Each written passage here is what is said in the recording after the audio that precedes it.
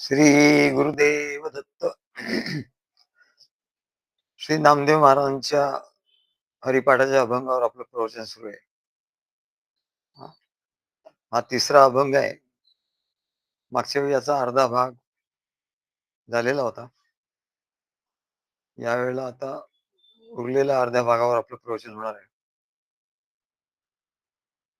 विषयांचे कोड का करीसी गोड, विषयांचे कोड का करीसी गोड, होईल तुझ जोड इंद्रिय बाधा, होईल तुझ जोड इंद्रिय बाधा, सर्व ही लटिके जाणबा तुनिके, सर्व ही लटिके जाणबा तुनिके, रामे विण एके न सुटीचे, रामे विण एके न सुटीजे, माया जाळ मोहे इंद्रियांचा रोग, माया जाळ मोहे इंद्रियांचा रोग, परिन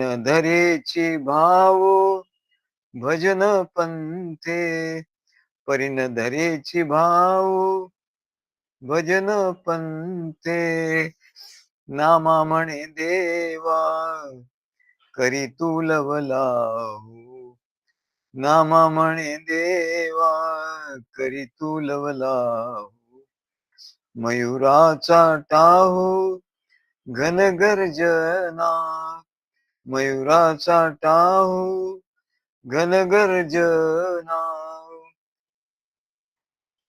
तेव्हा नामदेव महाराज म्हणतात की माया जाळ मोही, इंद्रियांचा मोह, इंद्रियांचा रोह, परिन धरेची भावो भजन पंथे. माया जाळ म्हणजे हे जग जे आहे म्हणा, हे सर्व मायेचं जाळ आहे. जगाकडे आपण पाहतो तेव्हा जग सत्य आहे असं म्हणून त्याच्याकडे पाहतो.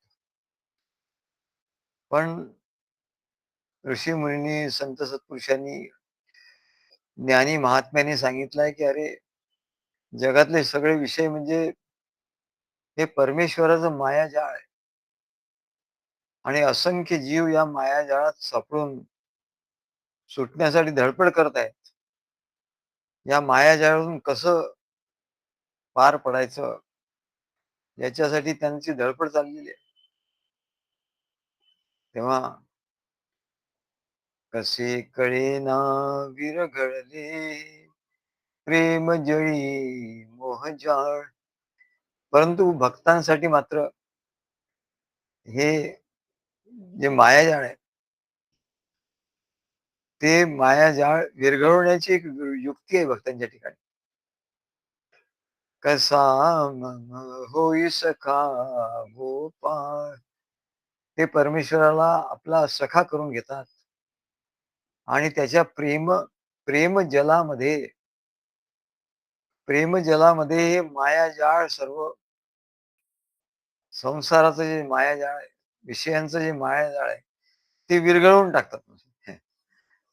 प्रेम नयनी सुस्मित अधरी, कंठी विजय श्रीमाळ, कसा मम होई सखा गोपाळ. हा गोपाळ माझा सखा कसा होईल याच्यासाठी ते प्रयत्न करत असतात. कारण त्यांना माहिती आहे की हे जे मायाजाळ आहे हे त्याचं प्रेम मिळालं की त्याच्या प्रेमामध्ये हे मायाजाळ विरघळून जाईल. तेव्हा ते या भक्तीची सांगड बांधली पाहिजे. सर्व संत सत्पुरुष सांगतात अरे, भक्तीशिवाय हे मायाजाळ विरघळणार नाही म्हणजे कशात. तेव्हा संत सत्पुरुष सांगतात, सांगड बांधारी भक्तीची नारायण नामाची, सांगड बांधा रे. सांगड पाहिजे म्हणा. सांगड म्हणजे असं कार्य पाहिजे, की ज्याच्यात अनेक भक्त आहेत, सद्गुरू आहेत. अशी जेव्हा सांगड कार्याची होते, नारायण नामाची सांगड बांधा रे. संसार सागर, संसार सागर, सागर भरला जातो पूर, सांगड बांधा रे. संसाराच्या सागरामध्ये सारखा भरला जातो, त्याला पूर येतो संसाराचा. लाटा उसळती विषयांच्या, बहुत प्रपंचाच्या, सांगड बांधा रे. विषयांच्या लाटा उसळतायत, प्रपंचाच्या लाटा विसरतायत. संस्कृती भोवरा, भोवरा फिरतसे गरगरा, सांगड बांधा रे. इथे भोवरा आहे म्हणा. हा संसार म्हणजे भोवरा आहे. तो गरगरा फिरत असतो आणि तो भोवरा सर्वांना गिळून टाकत असतो. नरहरी बोधला, बोधला हरिनामी रंगला, सांगड बांधा रे. नरहरी सोनार, नरहरी बोधला, बोधला त्यांचं नाव होतं. बोधला, तो सद्गुरूंना शरण गेल्यावर त्याला बोध झाला. हरिनामी रंगला, मग तो हरिनामामध्ये रंगला. आणि त्याचं हे जे मायाजाळ आहे परमेश्वराचं संसार रूपी, ते परमेश्वराच्या सद्गुरूच्या या प्रेमजळामध्ये विरघळून गेलं. पण म्हणाले, इंद्रिय पूर्ण ताब्यात आल्याशिवाय यातून सोडवणूक होणार नाही. मनुष्याची इंद्रिय धावत असतात संसाराकडे, विषयाकडे. तेव्हा ती इंद्रिय पूर्ण ताब्यात आली पाहिजे. त्याच्याशिवाय या मायाजाळातून सुटका होणार नाही. तेव्हा मनाच्या ठिकाणी याच्यासाठी काय पाहिजे? मनाच्या ठिकाणी तीव्र वैराग्य पाहिजे. मनाच्या ठिकाणी तीव्र वैराग्य आलं की इंद्रिय ताब्यात येतात. आणि वैराग्य नसेल मनाच्या ठिकाणी तर इंद्रिय ताब्यात येणार नाही. म्हणून या मायाजाळातून सुटायचं आहे तर इंद्रिय कशी लिंक ज्याला असं म्हणतात, साखळी आहे बघा, एकातून एक, एकातून एक, एकातून एक. या मायाजाळातून सुटायचं तर म्हणाले इंद्रिय ताब्यात आली पाहिजे. बरं, इंद्रिय ताब्यात कशी येतील? तर म्हणतात मनाच्या ठिकाणी तीव्र वैराग्य निर्माण झालं पाहिजे. तीव्र वैराग्य निर्माण झाल्याशिवाय इंद्रिय ताब्यात येणार नाही. बरं, मग मनाच्या ठिकाणी तीव्र वैराग्य कसं येईल? तर बुद्धीचा परमेश्वराच्या ठिकाणी एकाग्र निश्चय झाल्याशिवाय वैराग्य निर्माण होणार नाही. बुद्धी परमात्म्याच्या ठिकाणी एकाग्रतेने तिचा निश्चय, बोधाच्या ठिकाणी निश्चय झाल्याशिवाय हे वैराग्य निर्माण होणार नाही. आणि मग असा बुद्धीचा निश्चय कधी होईल? तर सद्गुरूला शरण गेल्याशिवाय सद्बुद्धी एकाग्र होणार नाही. असं एकामधून दुसरं, एकामधून दुसरं असं आहे म्हणाले. तेव्हा सद्गुरूला शरण गेल्याशिवाय सद्बुद्धी एकाग्र होणार नाही. असं म्हण. म्हणजे सद्गुरूला शरण गेल्यावर सद्बुद्धी एकाग्र होईल. उलट आपण गेलो तर सद्गुरूला शरण गेल्यावर सद्बुद्धी एकाग्र होईल. सद्बुद्धी एकाग्र झाली की मनाच्या ठिकाणी, बुद्धीच्या ठिकाणी वैराग्य निश्चय होईल. परमेश्वराचा निश्चय होईल. त्याच्यानंतर मनाच्या ठिकाणी तीव्र वैराग्य निर्माण होईल. आणि मनाच्या ठिकाणी तीव्र वैराग्य निर्माण झाल्यानंतर मग इंद्रिय ताब्यात येतील. असे उलट सुलट असं आहे म्हणाले.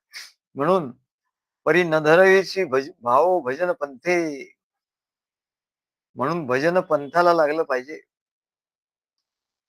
भजन पंथ म्हणजे सद्गुरू शिष्य परंपरेने जी साधनं सांगितली त्या साधनाने काय श्रवणम कीर्तनम असे नवविधा भक्तीची साधनं. याला भजन पंथ असं म्हणतात. तेव्हा सद्गुरूला शरण जाणं म्हणजे खरं भजन. भजन म्हणजे काय हो? खरं भजन म्हणजे काय? सद्गुरूला शरण जाणं म्हणजे खरं भजन.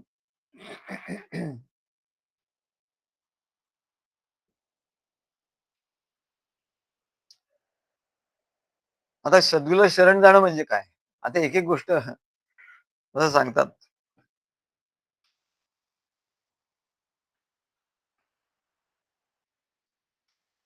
म्हणतात की हे माया जाळातून सुटायचं असेल तर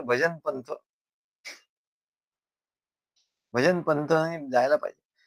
मग भजन पंथाने जायचं तर सद्गुरूला शरण जाणं म्हणजेच खरं भजन आहे. हाच भजन पंथ आहे. सद्गुरूंना शरण जाऊन त्यांनी सांगितलेली साधना करणं याला भजन पंथ असं म्हणतात. मग सद्गुरूला शरण जाणं म्हणजे काय? बघा एकेका शब्दाचा आणि एकेका वचनाचा अर्थ कसा सखोल सखोल आपल्याला जायचा आहे. सद्गुरूला शरण जाणं म्हणजे काय? तर केवळ नमस्कार करणं म्हणजे सद्गुरूला शरण जाणं का? केवळ केवळ हा शब्द महत्वाचा आहे.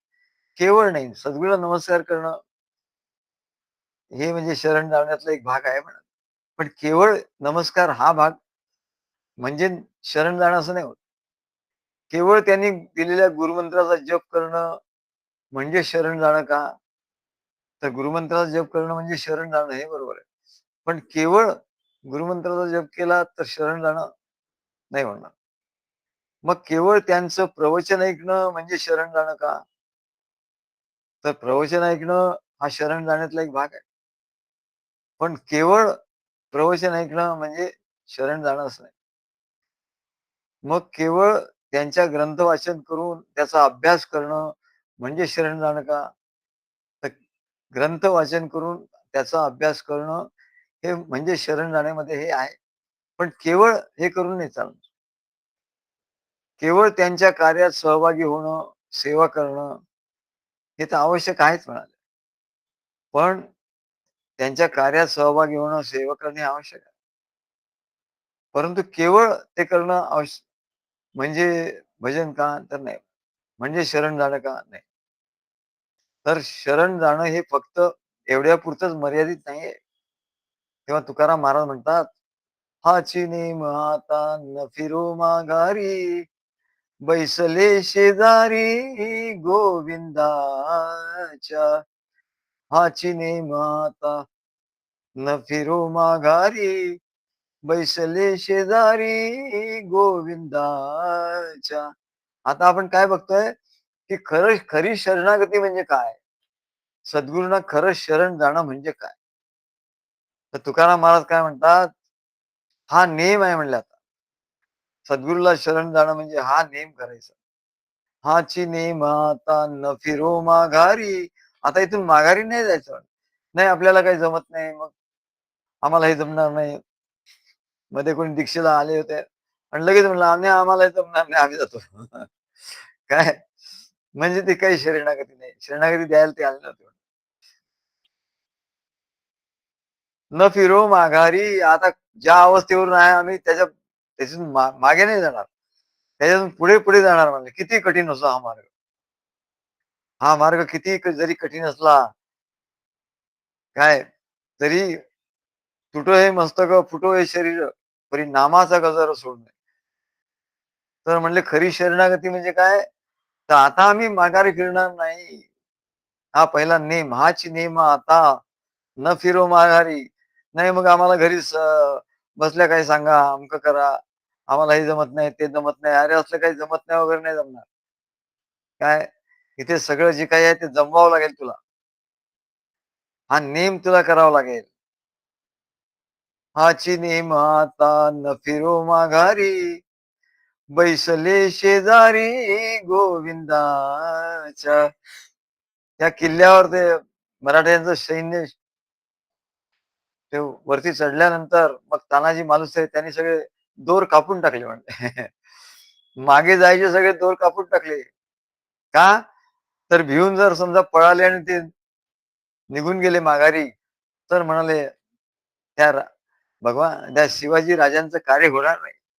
आणि म्हणून त्यांनी काय केलं, जेवढे आले होते दोराने वर चढून, त्या सर्वांचे मागे जाण्याचे दोर कापून टाकले. तसं सद्गुरूंच्या कार्यामध्ये शरण शरण आला म्हणजे त्याचे दोर कापून टाकले. आता तो मागे जाऊ शकत नाही. त्याला पुढेच जायचंय. बैसले शेजारी गोविंदाच्या. मग असे भक्त सद्गुरूंच्या शेजारी येऊन बसतात. त्यांची सत्संगती करतात. आणि घर रिगी झाले पट्टराणी बळे. घर रिगी झाले एवढंच नाही, तर त्यांच्या घरामध्ये आत आत त्यांच्या अंतःकरणामध्ये ते आत आत जातात. घर रिगी झाले पट्टराणी बळे. तसं पट्टराणी हे कुठे असते हो? गर्भगृहात आत स्त्रियांसाठी खास कक्ष येतो. तिथे त्या राहतात राण्या. पट्टराणी बळे वरिले सावळे परब्रह्म. आता म्हणले ते सावळे परब्रह्म त्याच्याशी लग्न लावलं. या देवाशी प्रेमे लग्न लाविले मी. नवरदेव तो नोवरी मी. या देवाशी प्रेमे लग्न लाविले मी. मग स्त्री भक्त असो की पुरुष भक्त असो, हे सर्व पुरुष म्हणजे स्त्रियाच आहे असं सांगितलं. मग त्यांनी देवाशी लग्न लागलं पाहिजे. सद्गुरूंच्या चरणाशी त्यांचं लग्न लागलं पाहिजे. मनश्चैन लग्नम शिरो गुरोरंग्री पद्मम ततः किम ततः किम ततः किम ततः किम. तेव्हा सद्गुरूंच्या चरणाशी जेव्हा त्याचं लग्न लागेल, तेव्हा तो खरी शरणागती आहे असं समजलं जाईल. सद्गुरूंच्या चरणाशी लगन. मोहे लागी लगन गुरु चरणन की. भवसागर सब सुख गयो है. सांगितलं ना, माया जाळातून बाहेर पडायचं आहे. तर मीराबाई म्हणते, भवसागर सब सुख गयो है. मला तरण्याचा प्रश्नच नाही म्हणाले. भवसागर सब सुख गयो है.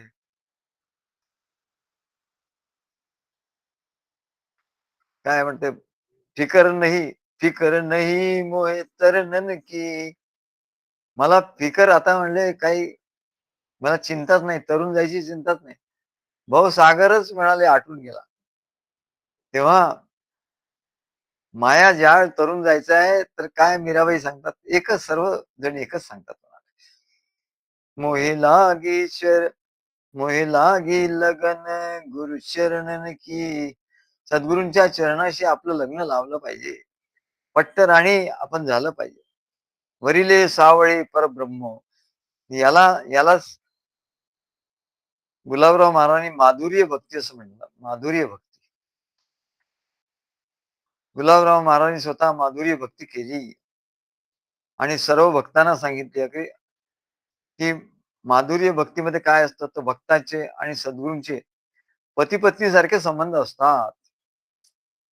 पत्नी पती पत्नी सारखे संबंध म्हणजे कसं, तर पत्नी जशी पतीची काळजी घेते, पती जसा पत्नीची काळजी घेतो, तिला काही झालं तर लगेच त्याला एकदम चिंता निर्माण होते.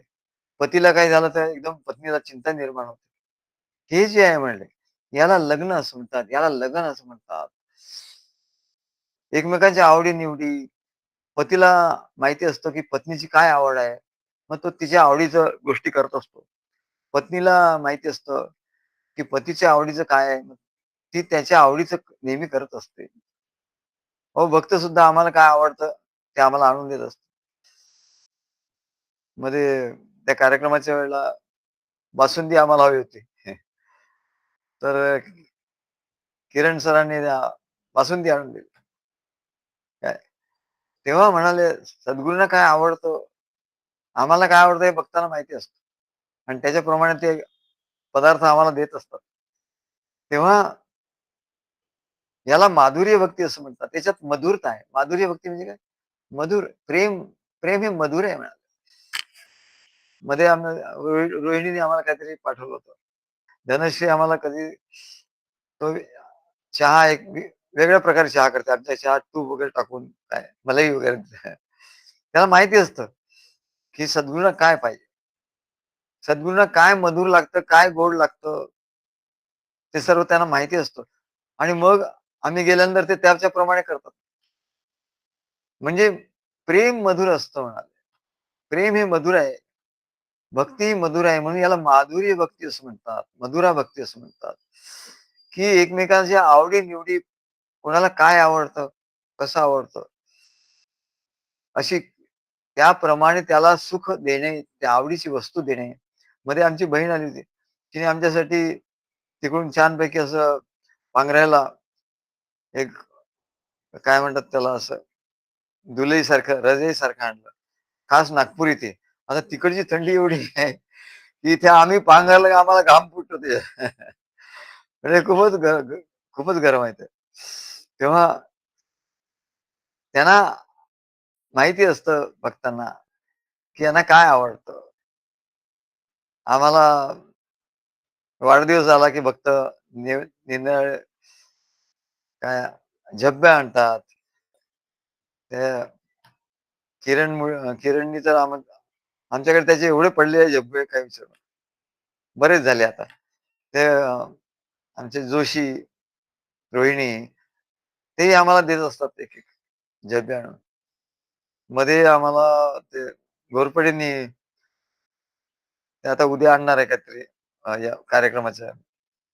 म्हणजे आम्ही तुम्हाला एक झब्बा आणतो. म्हटलं ठीक आहे, तुम्ही घेऊन या. तेव्हा याला काय म्हणतात हो?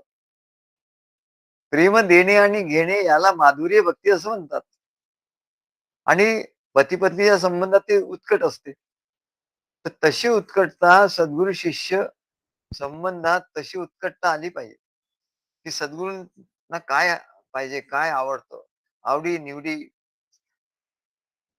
काय त्यांना काय लागतं, त्यांना कार्यात कसं पाहिजे असतं, कार्यात कसा सहभाग आपण केला पाहिजे, कशी सेवा त्यांना आवडते. हे सर्व जेव्हा आपण आपल्या ठिकाणी याचं याचं हे राहील, तेव्हा मग आपण त्याप्रमाणे त्या ज्या गोष्टी करू त्याला काय म्हणतात? माधुर्य भक्ती.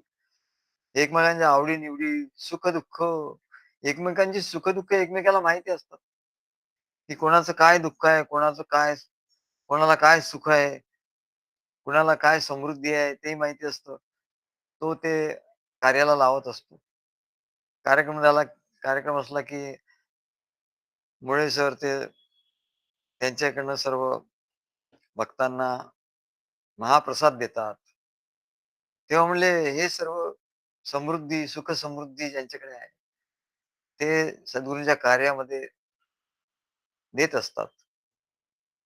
आमचे चव्हाण ते आम्हाला सर्व मदत करत असतात कार्यामध्ये. तेव्हा हे जे आहे याला काय म्हणतात?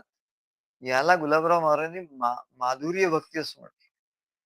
भक्त एकमेका भक्त सद्गुरूंकडे येतात, दर्शन घेतात, बोलतात, फोनवरून बोलतात. हे सर्व जे आहे ना, त्या नार्वेकर, अमिता नार्वेकर त्या येतात. त्यांना माहिती आहे आम्हाला काय आवडतं. मलाही आश्चर्य वाटतं त्यांनी डबा दिला आणि मी उघडून बघतो, अहो, मी त्यांना प्रत्येक वेळी विचारतो, "हे तुम्हाला कसं काय कळलं? मला आवडतं म्हणून." मागे नाही का तुम्हाला आणलं होतं मी. मग तुम्ही म्हणाला होतात फार चांगलं झालंय. तर तसं त्यांना माहिती असतं. तर ते घेऊन येतात काय म्हणतात. आता नाव सुद्धा येत नाही. एक प्रकारची मिठाई कलाकंद घेऊन येतात. आणि तो तुम्हाला आवडतो म्हणले म्हणून मी नेहमी आणते. तेव्हा असं प्रत्येक भक्ताला असं जाणवतं आतून, की आपण काहीतरी सद्गुरूंना द्यावं आणि त्यांची आवडी जी आहे, त्यांची आवड पुरवावी. असं जे एकमेकांना वाटत असतं त्याला माधुर्य भक्ती असं म्हणतात. तेव्हा अशी माधुर्य भक्ती जी असते, जेव्हा घडते, तेव्हा काय होतं, सगळं मधुर होतं. मधुर, मधुर. प्रेम प्रेम आणि आनंद भरून राहतो. प्रेमानंद भरी सद्गुरु चरणी प्रेमानंद भरी. सद्गुरूंच्या चरणी लग्न लावायचं आधी. नंतर प्रेम आणि आनंद भरभरून घ्यायचा आणि भरभरून द्यायचा. सद्गुरु चरणी प्रेमानंद भरी. आमच्या महाराजाचं काव्य आहे. सद्गुरूंच्याकडे काय कशाची अनुभूती येते हो? कशाचा अनुभव येतो? प्रेमानंद भरी बस. आणखी कसल्या अनुभूती पाहिजे तुला? सद्गुरु चरणी प्रेमानंद भरी. त्रिगुणातीता द्वैतातीता सद्गुरु भक्ती गोजिरी. तो सगुण त्रिगुणातीता द्वैतातीता, अरे त्रिगुणाच्या पलीकडे द्वैताच्या पलीकडे तो घेऊन जातो. अशी ही माधुरी भक्ती आहे. जीवरातीवर शिवदिन उगवे सद्गुरु सत्ता प्रभाकरी. तुझी जीवरात्र संपून, जीवाची दुःखमय रात्र, अज्ञानमय रात्र संपून त्या ठिकाणी शिवदिन उगवेल. सद्गुरु सत्ता प्रभाकरी. सद्गुरु सत्तेचा सूर्य असा उगवतो आणि तुझी जीवाची रात्र निघून जाते, अज्ञान निघून जातो.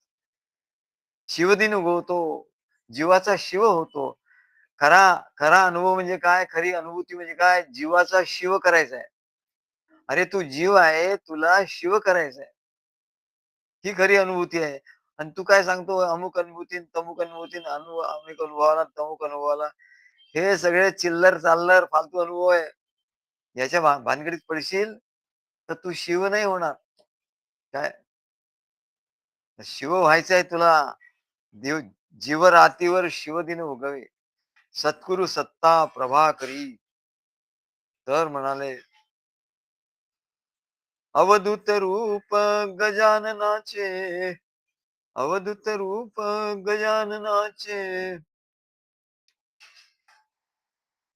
दत्त श्री गुरु अवतारी. अवधूत रूप गजाननाचे, जे गजानन महाराज सद्गुरु दत्त सद्गुरु अवतारी. ते सद्गुरु दत्त आहेत. या दत्तावतारामध्ये, या दत्त परंपरेमध्ये जे सद्गुरू आहेत ते दत्तच आहेत म्हणा. दत्त सद्गुरु अवतारी. आणि अवधूत रूप गजाननाचे. अवधूत हे सुद्धा गजाननाचंच रूप आहे, सद्गुरूंचंच रूप आहे. प्रत्येक भक्त हा सद्गुरूंचंच रूप आहे. सद्गुरूंचंच सद्गुरूंचंच अपत्य आहे. तेव्हा हे माधुर्य प्रेम जेव्हा असतं, म्हणून संपूर्ण शरणागती म्हणजे काय? तर पत्नी पतीच्या पुढे काही बोलत नाही म्हणा. असं पूर्वी होतं. किंवा बोलली तरी प्रेमाने बोलते. अत्यंत ते बोलते काही विरुद्ध जरी वाटलं आपल्याला, तरी पण ती प्रेमाने सांगत असते. पतीवरच्या प्रेमाने सांगत असते किंवा पती सुद्धा पत्नीबद्दल प्रेमाने सांगत असतो. ते प्रगट कशा प्रकारे होईल ते सांगता येत नाही. ते वेगळ्या प्रकारे होईल. पण आत त्याचं मूळ प्रेमच असतं. प्रेम प्रगटच होतं म्हणा. आणि ते मधुर जे काही होतं ते घडतं, ते मधुर घडतं. तेव्हा म्हणून संपूर्ण शरणागती सद्गुरूला दिली. कशावरून? तर माधुर्य भक्ती घडली पाहिजे. त्यांच्या संबंधामध्ये मधुरता असली पाहिजे. कटुता आली की समजायचं नाही, हे पूर्ण शरणागती नाही. आपला आपल्याच ठिकाणी कटूचा भाव आला आपल्या ठिकाणी, की समजायचं की अरे माधुर्य भक्ती नाही. आपण पूर्ण शरणागती दिली नाही. मग पूर्ण शरणागती नाही तर मायाजाळ कसं संपणार? जीवाचा शिव कसा होणार? तो होणार नाही होणार नाही. तेव्हा असं माधुर्य भक्ती पत्नीसाठी, तो पती आपल्या प्रिय पत्नीसाठी काहीही करायला तयार असतो. तुम्हारे लिए कुछ भी करेगा असं म्हणतात. काही करायला तयार. पत्नी ही आपल्या प्रिय पतीसाठी काहीही करायला तयार असते. अहो कोरोनाच्या वेळेला आम्ही अनुभव घेतला. आमच्या मंडळी एरवी त्या असं घाबरतात. पण त्यावेळेला त्यांनी एवढं धैर्य धरलं की तिथे कोणी कारण कोरोनामध्ये कोणीच जवळ नसतं ना. कोणी जवळ येऊ शकत नाही. मग आपली मंडळी ती जवळ होती, पण तिला काही कोरोना झाला नाही. आमच्या एवढ्या जवळ ती होती, एवढ्या जवळून सगळं काय करत होतो, तिला काही कोरोना झाला. तेव्हा तिने एवढं धैर्य घेतलं, सगळं आमचं तिने हे केलं. सगळं म्हणजे सगळं काय आणि एकदम एवढ्या तत्परतेने की त्याला कंटाळा नाही. त्या पत्नीला कंटाळा येत नाही, की आता हा पती काय आहे, याचं काय खोकतो, काय उलटी करतो, आणि काय अमकं करतो. असं नाही त्या काही. त्याला भूक लागली असेल, काय 10 वेळा जरी त्याने खायला मागितलं, तरी खायला करून देणं. हे सगळं जे काही असतं, ती पत्नी करत असते. तिच्या ठिकाणी त्यावेळेला धैर्य येतं. त्यावेळी तेच मला म्हणत होते, की मीच कसं काय मला म्हणजे माहिती नाही. मी एवढ्या गोष्टी कशा काय केल्या आणि एकटीने दिली सर्व गोष्टी. एकटीने एवढं औषधं वेगवेगळ्या वेळी म्हणजे तिकडून आल्यानंतरही निरनिराळ्या वेळी निरनिराळी औषधं आणि फोन करायचा, हे करायचं सगळं ते एवढं त्या कोरोनामध्ये आम्ही अनुभव घेतला. एवढं धैर्य तिने दाखवलं. अहो, आम्ही ॲम्ब्युलन्सनी इकडनं गेलो, तर आमच्याबरोबर ॲम्ब्युलन्समध्ये कोणी नाही.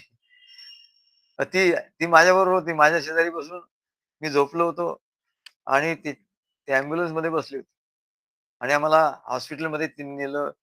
ते डॉक्टरचे कागदपत्र सगळं तिने केलं ते सगळं. त्या काउंटरवर जा, या काउंटरवर फिर, इकडे धाव, तिकडे धाव, पेमेंट कर. सगळं धावपळ तिने एकटीने केली. ते तिकडे चेक दे, सही कर त्या चेकवर. सगळं काही केलं तिने आणि सगळं काही बरोबर धैर्याने आणि काही गडबड गोंधळ नाही. नाहीतर अशा वेळेला माणूस घाबरून जातो आणि काय गडबड गोंधळ करून टाकतो. बरं कुठले कपडे द्यायचे, कुठले काय एवढ्या गोष्टी होत्या. ते एवढं सगळं याला याला प्रेम असं म्हणतात. याला माधुर्य भक्ती असं म्हणतात. एवढा कठीण प्रसंग होता, एवढा दुःखाचा होता, पण त्यामध्ये मधुरता होती, मधुरता, माधुर्य होतं. म्हणून याला माधुर्य भक्ती, याला संपूर्ण शरणागती म्हणतात. पत्नीने पतीला पूर्ण शरणागती दिलेली असते. शरणागती म्हणजे काय रोज येऊन काय पाया पडेल असं नाही. कधी-कधी विरुद्धही बोलणार. कधी-कधी थोडंसं भांडण्यासारखंही होणार. परंतु त्यात कटुता येत नाही म्हणा. त्याच्यातून माधुर्य, त्याच्यातून चिंता असते, काळजी असते. म्हणून वादविवाद सुद्धा होतात. ती चिंता काळजीमुळे होतात परस्परांच्या. तेव्हा याला माधुर्य भक्ती असं म्हणतात आणि सद्गुरूंना शरणागती, शरणागती आपण बऱ्याचदा हा विषय ऐकलाय, की सद्गुरू शरणागती. पण सद्गुरू शरणागती म्हणजे काय? तर न फिरो माघारी ते नाहीच म्हणाले. पण सद्गुरूंची एवढी चिंता आणि सद्गुरू आपल्या भक्ताची एवढी चिंता करत असतात. आम्हाला प्रत्येकाची चिंता असते. अरे प्रत्येकाला ते प्रत्येकजण आमच्या हृदयात आहे. आम्हाला प्रत्येकाची चिंता असते. प्रत्येकाचं काय-काय आहे? प्रत्येकाचा गुण काय आहे? प्रत्येकाचा दोष काय आहे? कोणाला काय होतंय? कोणाला काय होतंय? हे सगळं आमच्या ठिकाणी असतं आणि आम्ही त्याला विचारत असतो. त्याची काळजी करत असतो. त्याला तेव्हा त्याला माधुर्य असं म्हणतात. माधुर्य प्रेम, माधुर्य भक्ती असं म्हणतात. अशी जेव्हा माधुर्य भक्ती घडते, तेव्हाच त्याला संपूर्ण शरणागती असं म्हणतात. तेव्हा ही सख्य भक्तीपासून सुरू सख्य भक्तीच्या नंतर आता नवविधा भक्ती म्हणजे सख्य भक्ती आणि आत्मनिवेदन भक्ती सांगितलं. पण त्याच्याही पलीकडे सख्य भक्तीच्या नंतर लालन भक्ती. लालन लालन भक्ती म्हणजे काय? लहान मुलाला जसं आपण प्रेम करतो. त्याला वळून उचलून घेतो. त्याला काय तो रडला तर काय त्याला काय हवं ते खायला देतो. त्याला चांगले-चांगले कपडे घालतो. त्याला चांगल्या-चांगल्या वस्तू खेळणी आणून देतो. हे सगळं जे आहे म्हणाले, याला लालन भक्ती असं म्हणतात. सद्गुरू आपल्या शिष्यांचे असं लालन करतात. म्हणजे लहान मुलासारखं त्याला वागवतात. त्याला काय पाहिजे या या जीवनामध्ये काय-काय हवं ते त्याला देत असतात. धन पाहिजे धन घे, काय फ्लॅट पाहिजे फ्लॅट घे, काय असेल ते. ते संकल्प करतात आणि त्याच्याप्रमाणे ते होत असतं. तेव्हा त्याला लालन भक्ती असं म्हणतात. ते आमचे चव्हाण नेहमी म्हणतात. परवा त्यांना एकदम भरून आलं. ते म्हणाले सद्गुरू म्हणाले, मला असं आता असं वाटायला लागलं बोलता-बोलता, की तुम्ही माऊली आहात. मला एकदम आईसारखं करता. म्हटलं, "अरे बरोबर, तुम्हाला बरोबर अनुभव आला." याला याला अनुभूती म्हणतात. तुम्हाला अनुभव त्यांचं अंतःकरण भरून येणं, हाच तर केवढा खरा केवढी मोठी गोष्ट आहे म्हणे. सद्गुरूंच्या प्रेमाने अंतःकरण भरून येणं. देवाच्या प्रेमाने अंतर पूर्णपणाने भरले. परमहंस स्वामींचं हे आहे. देवाच्या प्रेमाने अंतर पूर्णपणाने भरले. एक देव उपकारासाठी जीवन अवघे उरले. एक जी एक देव उपकारासाठी जीवन अवघे उरले. देवाच्या प्रेमाने अंतःकरण पूर्ण भरलं. हा याच्यासारखा अनुभवच नाही. याच्यासारखी अनुभूतीच नाही कुठली. सगळ्या अनुभूती याच्या खाली. सगळ्या अनुभूती चिल्लर, चिल्लर चल्लर. सगळ्यात मोठी अनुभूती कुठली आहे म्हणाल? देवाच्या प्रेमाने अंतर पूर्णपणाने भरले आणि त्याच्यापेक्षा आणि त्याच्यामुळे काय झालं, दुसरी अनुभूती काय आली? एक देव उपकारासाठी जीवन अवघे उरले. देवाच्या उपकारासाठी, त्याची उपकाराची परतफेड करण्यासाठी म्हणून माझं जीवन, हे सर्व जीवन मी अर्पण केलं. याला पूर्ण शरणागती म्हणतात आणि याला माधुर्य प्रेम असं म्हणतात. माधुर्य भक्ती असं म्हणतात. कारण यातून मधुर असा रस, प्रेम रस, भक्ती रस मधुर असा गळतो म्हणा. तेव्हा आम्हाला चव्हाणांनी सांगितलं, आम्हाला एवढं छान वाटलं, एवढा आनंद झाला. ते म्हणले सद्गुरू, ते एकदम त्यांचं अंतःकरण भरून आला आणि ते एकदम त्यांचा आवाजच वेगळा निघायला लागला. आणि ते म्हणले, "आता मला असं होतंय काही माझे शब्द बाहेर निघत नाही" म्हणाले. मौन, शब्द मौन झाला. हे सगळ्यात मोठी अवस्था आहे म्हणाले. अरे हे साधी अवस्था नाहीये. ही साधी अनुभूती नाहीये, साधा अनुभव नाहीये. ही सगळ्यात मोठी अनुभूती आहे. असं ज्याला होतं त्याला अष्टसात्विक भाव असं म्हणतात. आणि हे अष्टसात्विक भाव आम्हाला तर पुढे रिसर्च लिहायचा आहे. काल घोरपडे म्हणाले, "तुम्ही ते चांगलं सांगत होता." त्याने ते बघितलं आपलं YouTubeवर विमर्शमध्ये काय दत्तगुरूंचे गुरु कोण? तिसरा भाग. त्याच्यातलं त्यांना ते खूप आवडलं. ते म्हणाले, "तुम्ही सांगत होता, की योगामध्ये जे काही असतं, ज्ञान जे काही सांगितलं ते तुकाराम महाराजांनी भक्तीमध्ये त्याचं ट्रान्सफॉर्मेशन कसं केलं?" भक्ती म्हणजे तेच. काय भक्तीमध्ये तेच घडतं, जे योगात घडतं, ज्ञानात घडतं. तसाच अनुभव इकडे घेतो, तसाच अनुभव इकडे येतो. काय भक्तीने त्याच्यापेक्षा उत्कट अनुभव येतो म्हणाला. तर आम्हाला असं वाटायला लागलं, की याच्यावर हे अष्टसात्विक भाव म्हणजे ही खूप मोठी भक्ती मार्गातली समाधी सांगितली. एकदम समाधीचा अनुभव. एकदम पातंजल योग पूर्ण समाधी पादापर्यंत आहे. समाधी पादापर्यंत केवढं केवढं सांगितलंय. आणि भक्ताला काय आश्चर्य हो! भक्ताला एका मिनिटात तो अनुभव येऊन जातो, पण त्याला कळत नाही हा अनुभव एवढा श्रेष्ठ आहे. काय तेव्हा चव्हाणाने तो अनुभव घेतला. म्हटलं, "अहो तुम्ही अनुभव घेतला आणि तुम्ही काय म्हणता? काय तुम्ही अनुभव घेतला, की मी बालक आहे असं तुम्ही सांगितलं. सद्गुरू तुम्ही माऊली आहात असा मी अनुभव घेतो" असं त्यांनी सांगितलं. अरे हा खूप मोठा अनुभव आहे. काय याला लालन भक्ती असं म्हणतात. तुम्हाला माहिती नाही म्हणून.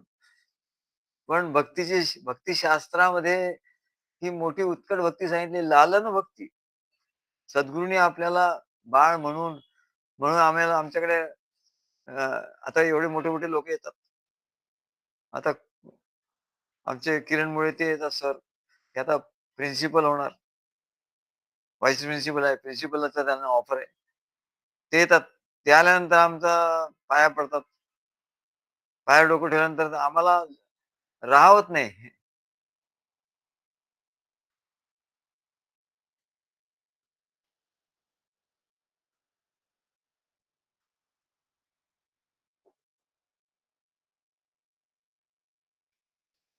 आम्हाला राहावत नाही. आम्ही त्यांच्यामुळे आता कसं आम्हाला असं वाटतं रे काय सगळ्यांच्या समोर त्याच्या गालावरून हात फिरवायचा, डोक्यावरून हात फिरवायचा. पण आम्हाला ते राहत नाही. आम्ही तसं केल्याशिवाय लोकं म्हणायचे, "काय चाललंय? काय करतात लोक?" काय? ते जोशी पण येतात. त्यांना आम्ही असं हे करतो. याला लालन भक्ती असं म्हणतात. काय? त्यांचा तो भाव बघून आमच्या ठिकाणी तसं हे येतं. तेव्हा अरे म्हणलं, साधी गोष्ट नाही. यालाच तर अनुभव म्हणतात. आणि म्हणून मनुष्य विसरून जातो हा एवढा एवढा उत्कट अनुभव आला. अरे हा समाधीचा हा अनुभव टिकला तर त्याला समाधीचा अनुभव आहे म्हणे. समाधीपेक्षा जास्त अनुभव आहे हा. तुम्हाला माहिती नाही म्हणा. तुम्हाला याची किंमत माहिती नाही आहे, काय आहे? याची किंमत तुम्हाला माहिती नाही. याला लालन भक्ती असं म्हणतात, ही सख्य भक्तीच्याही वर आहे. नवविधा भक्तीच्या वरच्या भक्ती आहेत ह्या. ज्ञानोत्तर भक्ती, लालन भक्ती आणि काय माधुर्य भक्ती, मधुरा भक्ती, ह्या भक्ती या नवविधा भक्तीच्याही वरच्या आहे म्हणाले. आणि असं अंतःकरण भरून येणं, अष्टसात्विक भाव होणं, म्हणजे त्याचा योग पूर्ण झाला. जो संपूर्ण योगी झाला ना, त्याचा जो अनुभव होतो, तो अष्टसात्विक भाव भरून भक्ताच्या ठिकाणी आल्यानंतर जो त्याला अनुभव येतो, तोच त्या महान योग्याचा अनुभव असतो. आता विचार करा. महान योग्याला योग समाधीमध्ये जो अनेक वर्ष समाधी लावून जो अनुभव येतो, तो फक्त सद्गुरूंच्या प्रेमाने अंतःकरण पूर्ण भरून आल्यानंतर अष्टसात्विक भाव निर्माण होतात. तोच समाधीचा अनुभव आहे, तोच योग्याला योग समाधीमध्ये येतो, असं. आता काय होतं, की हा अनुभव येतो आणि निघून जातो. थोडा वेळ येतो आणि निघून जातो. त्याच्यामुळे असं वाटतं, की आणि एरवी परत संसारात जातो तो. अरे पण हाच जो अनुभव आहे, इथे जे अनुभवलं तुम्ही, ते त्याचाच तुम्हाला ध्यास लागला पाहिजे. कसल्या अनुभूती आणि कसले काय घेऊन बसले म्हणाले. अरे समाधीपर्यंत नेतो डायरेक्ट तुम्हाला समाधीत घेऊन जातो हा अनुभव आणि तुला काही कळत नाही. तुला अनुभव आला तरी तुला कळत नाही. काय करणार म्हणाला. अंतःकरण भरून येणं, आमचे अंतःकरण भक्तांच्या प्रेमाने भरून येतो. आम्ही आपला समाधीचा अनुभव घेतो. तो आमचा अनुभव सारखा नेहमी असतो. भक्तांचाही तसा अनुभव तो नेहमी राहिला तर तो समाधीचाच आहे म्हणाले. म्हणून भक्तांमध्ये अग्रणी गोपी गोपाळ वृंदावनी नित्य श्रीकृष्ण ध्यानी मनी ध्यानी मनी स्वप्नी त्यांच्या श्रीकृष्णाचं प्रेम त्यांच्या ठिकाणी होतं. तर म्हणले हा अनुभव जेव्हा तुम्हाला ध्यानी मनी स्वप्नी जेव्हा होईल, हा अनुभव येऊन जातो. येतो आणि जातो. पण तो गेला तर लगेच त्याचं आठवण करायचं. त्या अनु आपला जो अनुभव आहे ना, याचं स्मरण आपण केलं पाहिजे. अरे मला काय अनुभव आला होता तेव्हा? मी सद्गुरूंच्याकडे गेलो होतो. मग मला काय अनुभव आला होता? ते भोसले ते लिहून पाठवतात अनुभव त्यांचा. ते आले की ते फोटो काढतात, अनुभव घेतात काहीतरी. त्यांना प्रत्येक वेळी वेगळा अनुभव घेतात. आणि ते मला नंतर लगेच सगळं लिहून लिहून पाठवलं लगेच. रात्री घरी गेले की लगेच ते लिहितात आणि पाठवतात. त्यांना काय अनुभव आला होता. बघा, म्हणजे प्रत्येक भेटीमध्ये अनुभव कसा असतो. पण तो अनुभव घेणाऱ्याला आहे ना, आणि तो अनुभव आल्यानंतर त्या अनुभवाचं स्मरण पाहिजे. त्या अनुभवाचं स्मरण, मनन, चिंतन हे पाहिजे. त्या अनुभवाचं स्मरण पाहिजे. तेव्हा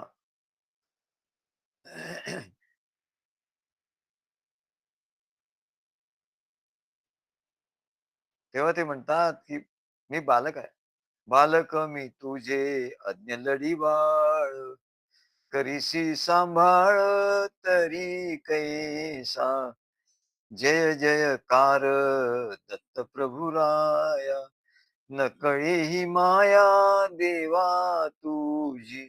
आता ही देवाची माया आहे. देवाची माया म्हणजे त्यांचं प्रेम म्हणजे माधुरी भक्ती. नकळी आणि ती माया, ही देवाची माया ज्यांनी अनुभवली, देवाचं प्रेम ज्यांनी अनुभवलं आणि ते त्यांनी नित्य त्याचं स्मरण त्यांना राहिलं. स्मरण राहिलं पाहिजे ना. त्याचं जेव्हा स्मरण राहील, तर त्याला तोच तो अनुभव येईल. मग ध्यान म्हणजे काय म्हणाल? ध्यान म्हणजे स्मरणच आहे ना. जो जो आपल्याला अनुभव आला तो अनुभव परत-परत तो अनुभव घ्यायचा, याला ध्यान नसतं. त्या ध्यानाचा अनुभव सद्गुरूंच्या आठवणीने आपल्याला काय असा अनुभव आला, अष्टसात्विक भाव आले, अंतःकरण भरून आलं. हा एकदा अनुभव आला, थोडा वेळ राहिला तो अनुभव. पण तो थोड्या वेळच राहिला आणि परत संसारात तो हरवून गेला तर असं नाही. मग तो योग होणार नाही. योग कधी होईल? त्याला आलंबन करून आपण योग करायचं, ध्यान करायचं. त्याचं ध्यान करायचं. सद्गुरूंच्याकडे आल्यानंतर आपल्याला काय अनुभव आला आणि अनुभव येतो आणि अनुभव म्हणजे हाच. प्रेम भक्तीचा अनुभव हाच खरा अनुभव. बाकीचे अनुभव सगळे माईक आहेत. सगळी माया आहे म्हणाले. बाकीचा कुठलाही जर अनुभव आला याच्या व्यतिरिक्त तर ती माया आहे, असं समजायचं. तो खरा अनुभव नाही. त्याने त्याने अहंकार कारण त्याने अहंकार होतो. पण अष्टसात्विक भाव अंतःकरणात दाटून आले, प्रेम दाटून आलं. या अनुभवामध्ये कधीच अहंकार होणार नाही. तो कुठे कुठले विरघळून जाईल म्हणा. कसे कळेना विरघळले हे प्रेमजळी मोहजाळ, प्रेमजळी मायाजाळ, असा मम होई सखा गोपाळ. काय तेव्हा नकळी ही माया देवा तुझी, जय जयकार दत्त प्रभुराया. नकळी ही माया देवा तुझी, माझ्या हृदयी तू, तुझ्या हृदयी मी. असा जेव्हा अंतःकरण भरून येतं, असा हा सर्वश्रेष्ठ अनुभव आहे. तुम्हाला सांगितलं आता अनुभूती आणि परत बोलायचं नाही कोणी. आणि तुम्हाला काय अनुभव आला स्पष्टपणे सांगता आलं पाहिजे, की आम्हाला अनुभव आला, तुला काय करायचंय? काय तुला अनुभव घ्यायचा असेल सद्गुरूंच्याकडे आणि आपण मनात आपण विचार करायचा, की आपल्याला काय अनुभव आला? तर नाही मला काहीच अनुभव आला. असं कसं नाही अनुभव आला रे तुला? तूच तर सांगतो माझं अंतःकरण भरून आलं आणि तुला अनुभव नाही आला म्हणतो. असं कसं? तू विसरला. नाही मला काय अनुभव नाही येईल. अरे तू जे अनुभव म्हणतो ते फालतू अनुभव आहे. ते सगळे बुडवून टाक म्हणले त्या खाडीमध्ये येताना बुडवून टाक ते सगळे आणि सर्व जग ह्याच मायेत फिरताय म्हणाले, की काहीतरी त्यांना अनुभव येतो. ह्या सगळ्या सिद्धी सिद्धी लावी पिसे कोण त्यासी पुसे, काय राजहंसी नेले पै. ते म्हणले या सगळ्या सिद्धी-गिद्धी सगळ्या मिळवून टाका. अनुभव एकच आहे म्हणले. भक्ती मार्गात अनुभव एकच. तो समाधीचा अनुभव आणि समाधी म्हणजे ध्यान आणि ध्यान म्हणजे कशाचं? तर सद्गुरूंचं प्रेमाने आपलं अंतःकरण देवाच्या प्रेमाने अंतर पूर्णपणाने भरले. बस. त्याच्या पलीकडे काय बोलू नको. देवाच्या प्रेमाने तुझं अंतःकरण भरलंय ना बस. एक देव उपकारासाठी जीवन अवघे उरले आणि सर्व जीवन तुझं समर्पित झालं देवाच्या कार्यासाठी झालं म्हणले. तुझं द्वैत गेलं, तुझा देहभाव गेला, जे जे काही ज्ञान म्हणून सांगितलंय, ते सांगतो म्हणले तुला ज्ञान आता इकडे काय-काय तुझं गेलं, काय-काय झालं. आता आम्हाला तर थिसिसच लिहावंसं वाटतं. आता मला आम्हाला वेळ नाहीये. नाहीतर आम्ही याच्यावर थिसिसच लिहिला असता. घोरपडे म्हणाले, की तुम्ही ते ज्ञान ज्ञान काय आणि तर तेच भक्ती मार्गात कसं आहे, त्याचं रूपांतर कसं होतं, एवढं सुंदर सांगितलं म्हणजे. अरे वाह! म्हणजे तुम्ही बरोबर पकडलं. ते म्हणले, "हो, खूप छान सांगितलं" म्हणे तुम्ही ते. तेव्हा आम्ही सगळ्यांना विचारतो, "काय कसं वाटलं?" तर कोणाला काही सांगताच येत नाही. काय? तेव्हा ते देवाच्या प्रेमाने अंतर पूर्णपणाने भरलं आणि ते अंतःकरण पूर्ण भरल्यानंतर जो अनुभव येतो, अष्टसात्विक भाव, ती म्हणजे समाधी. मग तू मग तो अनुभव राहतो काही वेळ. घरी जाईपर्यंत राहतो. घरी काही लोकांचा 1 दिवस राहत असेल, काही लोकांचा 2 दिवस राहत असेल. पण नंतर तो जातो. तर मग काय करायचं? तर मग इथे ध्यानाचा उपाय. ध्यान कशाला करायचं? अरे हा जो अनुभव आला ना, त्याचं ध्यान करायचं. हा जो अनुभव आहे त्याचं ध्यान करायचं बाबा. तर ते ध्यान परत, परत, परत, परत तो अनुभव येईल. मग त्या ध्यानाचं समाधीत रूपांतर होईल. तो अष्टसात्विक भावाचा समाधीचा जो अनुभव आला थोडा वेळ, त्याचं ध्यान ध्यान ते परत, परत आठवायचं. म्हणजे तुला जो अनुभव येईल तो समाधीचा अनुभव आहे. त्या ध्यानाने समाधीचा अनुभव. त्याला ध्यान असं म्हणतात. तेच खरं ध्यान आहे म्हणाले. बाकीचे ध्यान नाहीये. कारण त्याच्यात काही माधुर्य नाहीये, मधुरता नाहीये. पण या ध्यानामध्ये मधुरता आहे, माधुर्य आहे. तेव्हा माधुर्य भक्ती एवढ्या प्रकाराने जेव्हा माधुर्य भक्ती केली जाते, तेव्हा त्याला पूर्ण सद्गुरू शरणागती असं म्हणतात. आणि या भक्तीने संपूर्ण शरणागती प्राप्त होते. नाहीतर आम्ही शरणागती दिली शरणागती. अरे पण कशी दिली शरणागती? शरणागती काय म्हणजे तुला माहिती आहे का? तेव्हा सद्बुद्धी एकाग्र निश्चयात्मक होते. सद्बुद्धी ही एकाग्र आणि निश्चयात्मक होते, तेव्हाच मनाच्या ठिकाणी तीव्र वैराग्य प्राप्त होतं. तीव्र वैराग्य प्राप्त झालं पाहिजे. सद्बुद्धी निश्चयात्मक झाली बुद्धीच्या ठिकाणी, की मनाच्या ठिकाणी काय झालं पाहिजे? तीव्र वैराग्य प्राप्त होतं. आणि याला परवैराग्य असं म्हणतात. ना जाणो असती कशा वैराग्या पारदशा. सगळ्यात वैराग्यशील कोण? तर गोपी सांगेल. गोपी ह्या सगळ्यात वैराग्यशील सांगेल. का? त्यांच्या ठिकाणी परवैराग्य होतं. नुसतं स्मशान वैराग्य नाही होत. काय स्मशान वैराग्य नाही. काय दुःख आलं, काय आलं तेवढ्यापुरतं वैराग्य आलं. ते नाही म्हणाले. त्यांना परवैराग्य म्हणजे पूर्ण संपूर्ण वैराग्य संसाराचं अजिबात त्याला आकर्षण नाही. संसार अजिबात गेलाच त्यांचा, बुडून गेला. त्याला परवैराग्य असं म्हणतात. परवैराग्य आणि अपर वैराग्य असं वैराग्याचे 2 प्रकार आहे. एका वेळेस कोणी म्हणतं ना, की मी दारू सोडणं एकदम सोपं आहे म्हणे. आतापर्यंत मी 10 वेळा दारू सोडली. अरे 10 वेळा दारू सोडली. दारू सोडणं एकदम सोपं.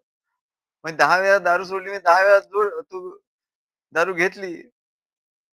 10 वेळा दारू पिणं तू सुरू केलं. म्हणून 10 वेळा सोडलं. तेव्हा वैराग्य सोपं आहे बघा.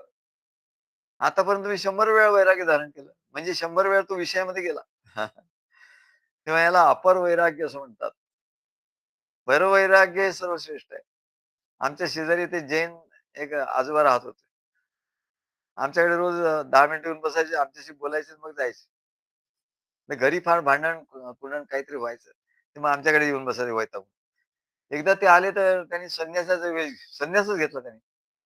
संन्यासाचा वेश घेऊन आले. म्हटलं, "आप्पाजी हे काय तुम्ही?" म्हणजे ते ओळखलंच नाही म्हटलं. तुम्ही संन्यास घेतला?" "हो," म्हणले, "मी संन्यास घेतला." "का?" "नाही," म्हणले, "हे सगळं भांडण-तंटा मला काय ते परवडत ते होत नाही," म्हणले. "मी सरळ संन्यास घेऊन तिकडे गेलो." "मग इकडे कसे काय आलात आता?" "नाही," म्हणले, "थोडंसं भेटायला आलो. नातू नातू आहे, त्यांना भेट." "आता नातवाचा कशाला मोह? तू संन्यास घेतला मग तुला नातवाचा मोह कसा?" मग तो आला. असं नेहमी 15 दिवसातून, महिन्यातून ते यायचे. मग एक दिवस असे आले, तर ते भगवे कपडे नव्हते. नेहमीचे साधे कपडे होते. म्हटलं, "आप्पाजी काय झालं तुमचे ते भगवे कपडे घालून?" नाही म्हणले, "आता ते मला त्या संन्यासाचं म्हणलं काही जमत नाही, कंटाळा आला मला. आता मी परत कुटुंबात आलो म्हणलं, संसारात." माझ्या इकडे म्हणाले नातू आहेत, मुलं आहेत. मला इकडे बरं वाटतं, बायको आहे. इकडे बरं वाटतं म्हणून. तेव्हा याला काय म्हणतात? स्मशान वैराग्य म्हणतात. भांडण झालं तेवढ्यापुरतं. मी मला लवकर-लवकर सोडवा, लवकर-लवकर सोडवा. का तर भांडण होतं. काय होतं? काय आणि जेव्हा सुख असतं तेव्हा सोडवा कोणी म्हणत नाही. सुख असतं तेव्हा कोणी म्हणत नाही, की मला शरीरातून आता याच्यातून सोडवा तुम्ही. असं म्हणत नाहीत ते. म्हणून त्याला अपर वैराग्य असं म्हणतात. आणि परवैराग्य म्हणजे, की जे आपोआप सर्व गोष्टीचा सद्गुरूंचं प्रेमच एवढं होतं. काय? सद्गुरू चरणी प्रेमानंद भरी बस. सद्गुरूंच्या चरणाशी प्रेम आणि आनंद भरून घ्यायचा भरभरून. हेच म्हणले ह्याला तर समाधी म्हणतात. हाच तो सर्वश्रेष्ठ अनुभव आहे. प्रेम आणि आनंद. सच्चिदानंद स्वरूप. समाधी कशाची असते हो? सच्चिद आनंदाची समाधी असते. मग सच्चिदानंद स्वरूप कसं येतं? सद्गुरूंच्याकडे प्रेमानंद भरत भरत राहिला, की सच्चिदानंद चित म्हणजे प्रेम, चित म्हणजे ज्ञान, सच्चित म्हणजे प्रेम आणि आनंद. प्रेम, आनंद सद्गुरूंच्या चरणी घेतला, की आपलं अस्तित्व अमृत, अमर अस्तित्व होऊन जातं. म्हणजे सत. आपण कधी मरत नाही म्हणाले. देह जातो, आपण मरत नाही. काय? तेव्हा त्याला सच्चिदानंदाची समाधी प्राप्त होते. याला खरा अनुभव म्हणतात. तर तुम्ही कसले अनुभव घेऊन बसला फालतू? असे फालतू पुष्कळ अनुभव येतात रे या मार्गामध्ये.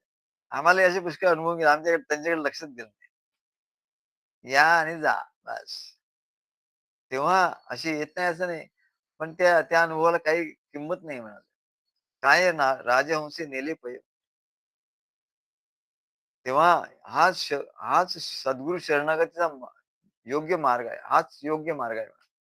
सद्गुरू शरणागतीचा हा जो मार्ग सांगितला हाच योग्य आहे आणि यानेच हळू गेलं पाहिजे, हळू नाहीतर बाकीच्या ठिकाणी तुम्हाला फास्ट जायचंय, तर एकदम फास्ट जा रॉकेटच्या स्पीडने आणि तेवढ्या स्पीडने तुम्ही जमिनीवरून तो एकदम धडा धडाम त्याचा आवाज काय स्फोट होऊन जाईल म्हणा. सगळं नासधूस होऊन जाईल. तेव्हा असे ज्यांना शॉर्ट टर्म कोर्सेस पाहिजेत, ते शॉर्ट टर्म कोर्सेससाठी बाबा वगैरे पुष्कळ आहेत लोकं. त्यांच्या याचं तुम्ही कॉन्ट्रिब्युशन घ्या. तिथे काहीतरी क्रियायोग शिका किंवा काय प्राणायाम वगैरे शिका आणि काय गोष्टी आहेत ते शिका आणि त्याचं काय तुम्हाला अनुभूती ते घ्या आणि शेवटी तुम्हाला असं कळेल, की अनुभूती आली पण संसाराचं दुःख संपलं नाही, ते वाढलं उलट आणि जीवन जगायला काही आनंदच नाही असं लक्षात येईल म्हणा आणि म्हणून सांगतात, की हळू हा योग्य मार्ग आहे. सद्गुरू शरणागतीचा मार्ग योग्य आहे आणि हळू गेलं पाहिजे. नुसतं बाहेरून इंद्रियाचा निरोध करायचा आधी, विरोध. इंद्रिय निरोध, इंद्रियाचा विरोध असं त्याने लिहिलंय, की विरोध. तेव्हा वरवर फक्त इंद्रियाचा निरोध तर पाहिजे, पण वरवर काही उपयोग नाही.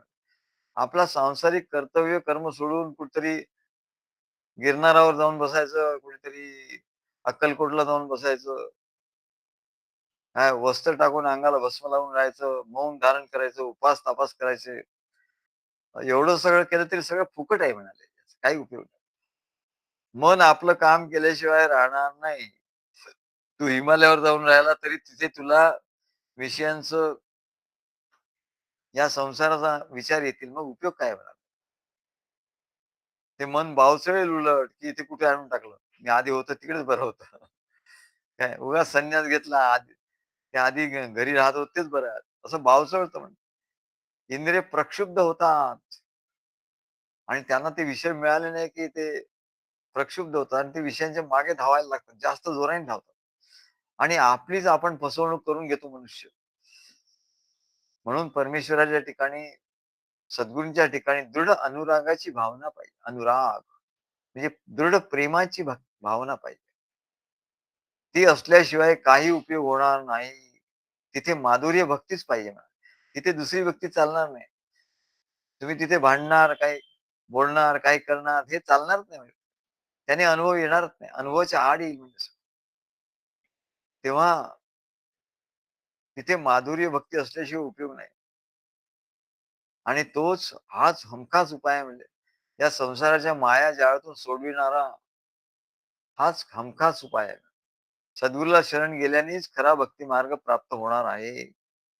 आणि म्हणून ते सांगतात, प्रभू रामाला सांगतात, "तेची शुभगा रघुपती." वसिष्ठ ऋषी काय सांगतात प्रभू रामाला? "तेची शुभगा रघुपती." हे शुभ आहे म्हणतात. "जया ब्रह्म बोलिजे त्रिजगती." त्याला ब्रह्म म्हणतात. "त्याची व्हावी मज प्राप्ती, दृढ आरती ती शुभेच्छा." ज्या ब्रह्म म्हणतात, त्याची प्राप्ती मला व्हावी. हाच एक अनुभव प्राप्त व्हावा. बाकी सगळ्या अनुभूती बाकी काही नाही. बाकी तो काही मागत नाही. मला त्या परब्रह्माची अनुभूती आली आणि परब्रह्म हे काय? निज सुखधाम, निज धाम. परब्रह्म हे निज सुखधाम, सद्गुरु पदी अवसरी. परब्रह्म हे निज सुखधाम, सद्गुरु पदी अवसरी. राम कृष्ण हरी, जय जय राम कृष्ण हरी. परब्रह्म हे निज सुखधाम, सद्गुरु पदी अवसरी. सद्गुरूंच्या पदीच मिळणार ते म्हणजे परब्रह्म. आणि हे परब्रह्म मला मिळावं अशी ज्याच्या ठिकाणी शुभ इच्छा आहे, मला ते अनुभूती मिळावी अशी इच्छा नाही. ते भिकारचोट इच्छा आहे मला. हे सगळे भिकारचोट. जे ज्यांच्या ठिकाणी अशा ज्या इच्छा येतात, ते भिकारचोट आहे मला. तर याच्या ठिकाणी मला परब्रह्माची प्राप्ती व्हावी अशी शुभे इच्छा होती. हे शुभेच्छा गा जयासी, तो सत्शिष्य रामा परियेसी. ही शुभेच्छा ज्याच्या ठिकाणी असते, त्याला सत्शिष्य असं म्हणतात. सत्शिष्य. मग त्याचं गुण काय सांगितले, त्याचं लक्षण काय सांगितलं? कुसंग नावडे जयाशी. जो नातेवाईकांच्या ह्याच्यात, मित्रांच्या ह्याच्यात, संसारामध्ये त्या कुसंगतीमध्ये जात नाही, त्याला ते आवडत नाही म्हणा. कुसंगा नावडे जयासी मनोमानसी गुरुभजन. मनोमानसी गुरुभजन. मनामध्ये त्याच्या नेहमी सद्गुरूंचंच भजन, सद्गुरूंचाच मंत्र, सद्गुरूंचंच कार्य, सद्गुरूंचंच भजन त्याच्या ठिकाणी आहे. गुरु देव गुरु तीर्थ. देवाला कुठे म्हणले तो देवळात जाणार नाही, त्याला सद्गुरूच देव आहे. कुठे तीर्थाटनाला तो जाणार नाही, कारण त्याला गुरुच तीर्थ आहे म्हणा. गुरुच त्याचं तीर्थ आहे. गुरु तप दान गुरु व्रत. तुम्ही काही तप वगैरे करता की नाही? तपश्चर्या म्हणले गुरु हेच तप आहे म्हणलं. सद्गुरूंची सेवा हेच तप. गुरु तप दान गुरु व्रत. दान करायचं ते सद्गुरूंच्या कार्यातच आम्ही करतो. आणि व्रत सद्गुरूंनी जे सांगितलं, त्यांचं प्रवचन ऐकायचं, त्यांच्याशी सत्संगती करायची, त्यांचं कार्य करायचं, कार्यात सेवा करायची आणि त्यांच्या कार्याचा विस्तार करायचा. हेच आमचं व्रत आहे म्हणाले. गुरु तपदान गुरु व्रत, सद्गुरु जाण कुलदैवत.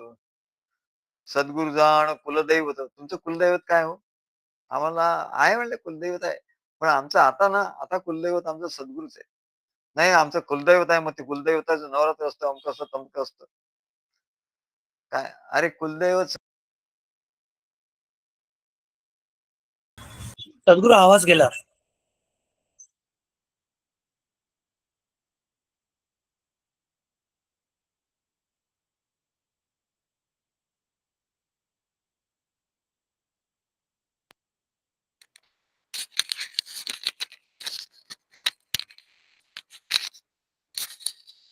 ही बाकीची जे दैवत आहे, कुलदैवत, ती तिथून पळ काढतात. ते म्हणजे आता नको.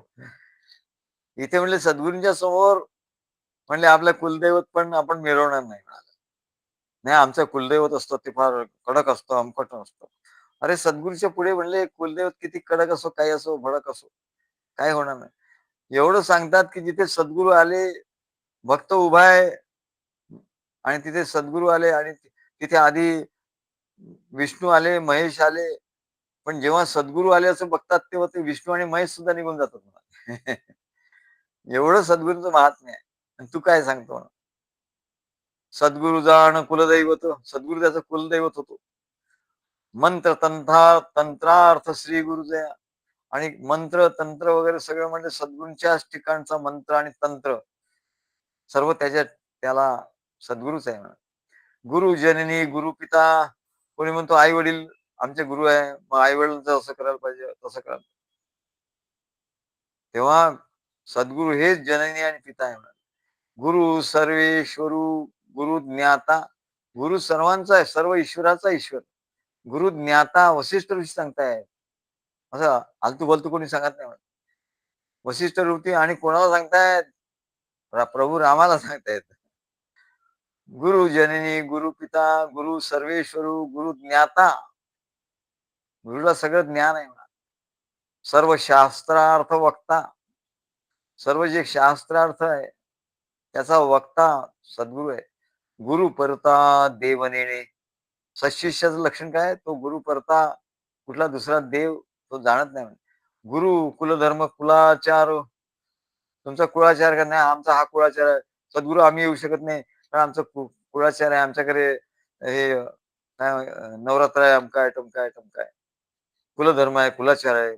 मग असं असं कसं? सगळे कुळाचार बुडवायचे का? सगळं कुलधर्म बुडवायचे का? तर त्यांना हे उत्तर आम्ही नाही देत, वसिष्ठ ऋषी देत आहेत. प्रभू आम्हाला सांगतायत हे उत्तर येतात. गुरु कुलधर्म कुलाचार, गुरु सद्विद्या सदाचार, गुरु ज्ञान दातृत्वे उदार. गुरु ज्ञान देण्याला उदारपणे ज्ञान देतात. ते असं काय राखून हातचं राखून देत नाही. गुरु एकदम उदारपणाने प्रवचनाचं ज्ञान देत असतात. गुरु ज्ञान दातृत्वे उदार, विष्णू ब्रह्मा हर गुरुमूर्ती. बघा इथेच आहे. विष्णू ब्रह्मा हर, विष्णू ब्रह्मा आणि शंकर हे कोण कुठे आहेत?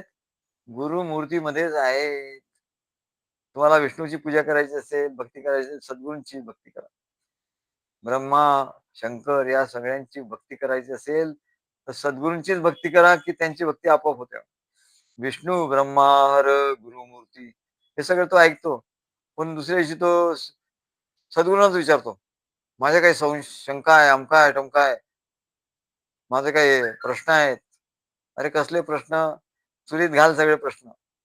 एवढं प्रवचन ऐकतो त्या प्रश्नात, त्या तुझ्या सगळ्या प्रश्नांचं उत्तर ते आमच्या प्रवचनात असतं.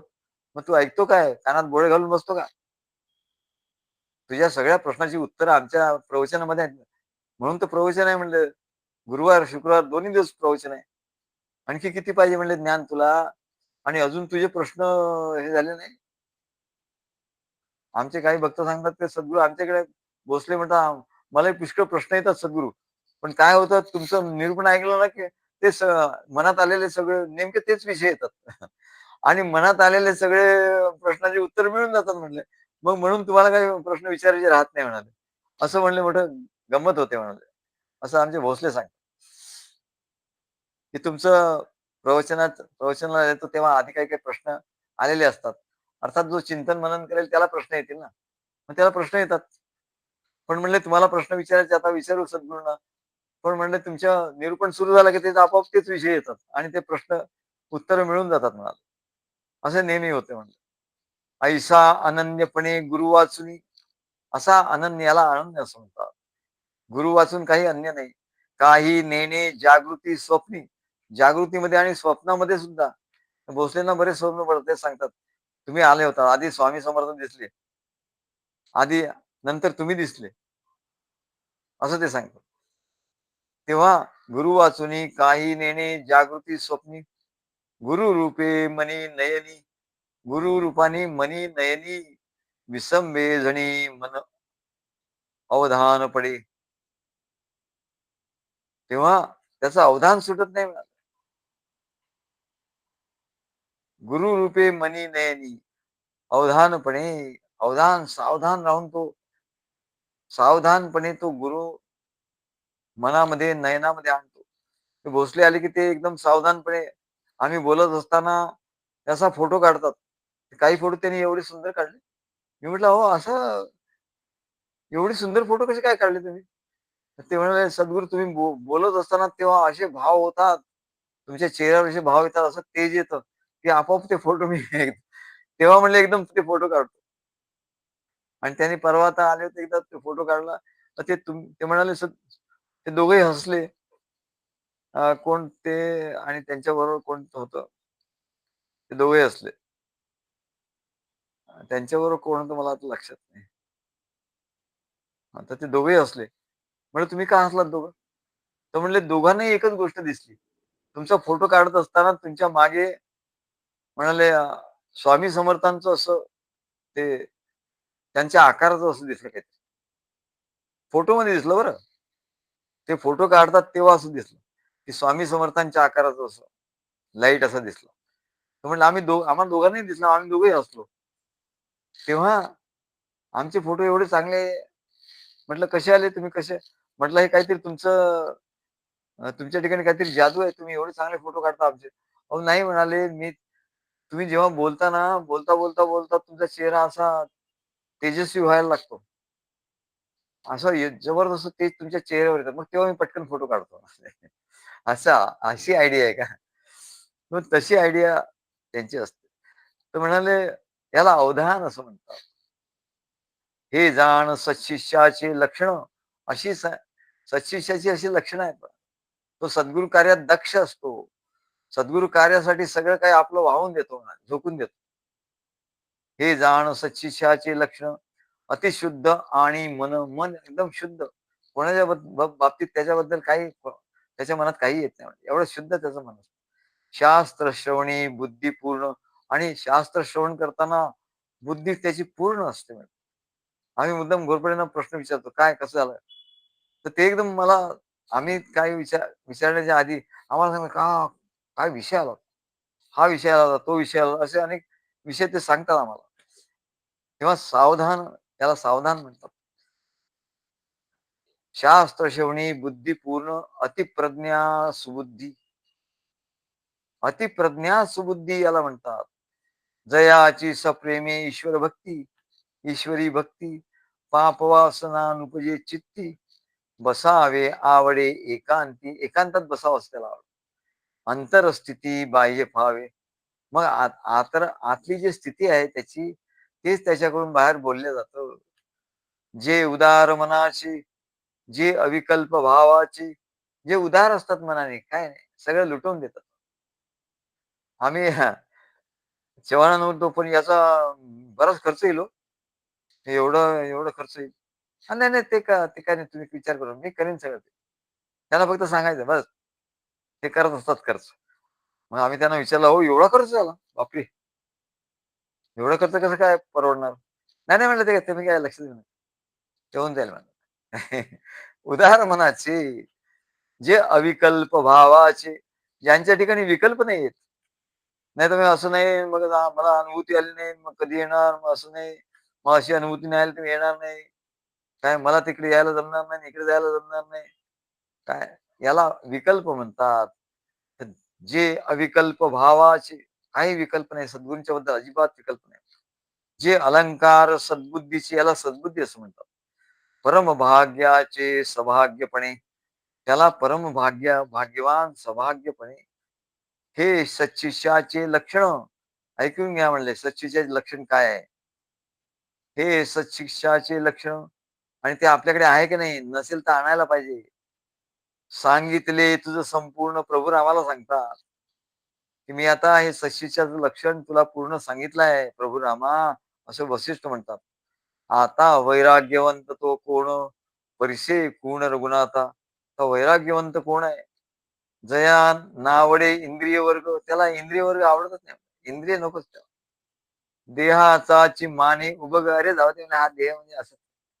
या देहाचं काही जास्त हे नाही. त्याच्याकडे लक्ष द्यायचं. सर्व अर्थाचा संगू देहयोगी. सर्व अनर्थ जो आहे ना, तो या देहाच्या संघात पडल्यामुळे झाला म्हणा.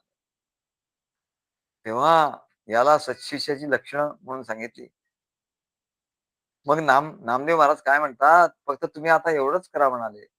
नामा म्हणे देवा, नामा म्हणे देवा, करी तू लवला हो, मयुराचा टाहो घन गर्जना. तेव्हा म्हणले आता एवढंच करायचं राहिलंय. गुरुमंत्रांनी त्या परमात्म्याचा सतत ध्यास घेतला पाहिजे, सतत धावा केला पाहिजे. गुरुमंत्रांनी सतत धावा केला पाहिजे प्रेमाने. यालाच मयुराचा टाहो असं म्हणतात. मोरांनी टाहो फोडल्यानंतर त्याच्यावर प्रसन्न होऊन वर्षा ऋतूचे मेघ गर्जना करतात आणि येतात आणि आपल्या शीतल अशा पर्जन्यधारांचा वर्षाव करतात. तसं म्हणले आम्ही शिष्य, भक्त, सद्गुरूंनी दिलेल्या गुरुमंत्रांनी त्या भगवंताला प्रेमाने हाका मारल्या, तर तोही आमच्या हाकेला ओ देऊन आमच्यावर कृपा करणार आणि आम्हाला या सर्व संसार सागरामधून आपल्या परमानंद स्वरूपाच्या परतीला तारून नेणार, यात काही शंका नाही म्हणतात. असं नामदेव महाराज म्हणतात. नामा म्हणे, नामा म्हणे देवा, करी तू लवला हो, मयुराचा टाहो घन गर्जना. असं नामदेव महाराज सांगतात. विषयांचे कोड का करीसी गोड, होईल तुझ जोड इंद्रिय बाधा. सर्व ही लटिके जाणबा तुम्ही के, रामे विण एके न सुटी जे. मायाजाळ मोहे इंद्रियांचा रोह, परिण धरेची भाव भजन पंते. नामा म्हणे देवा करी तू लवलाहो. मयुराचा टाहू घन गर्जना, माया जाळ मोहे इंद्रियांचा रोह. परिण धरेची भाव भजन पंथे. तेव्हा या सर्व भजन पंथांनी आपल्याला जायचं आहे. एवढं सांगून आज पूर्ण करू. श्री गुरुदेव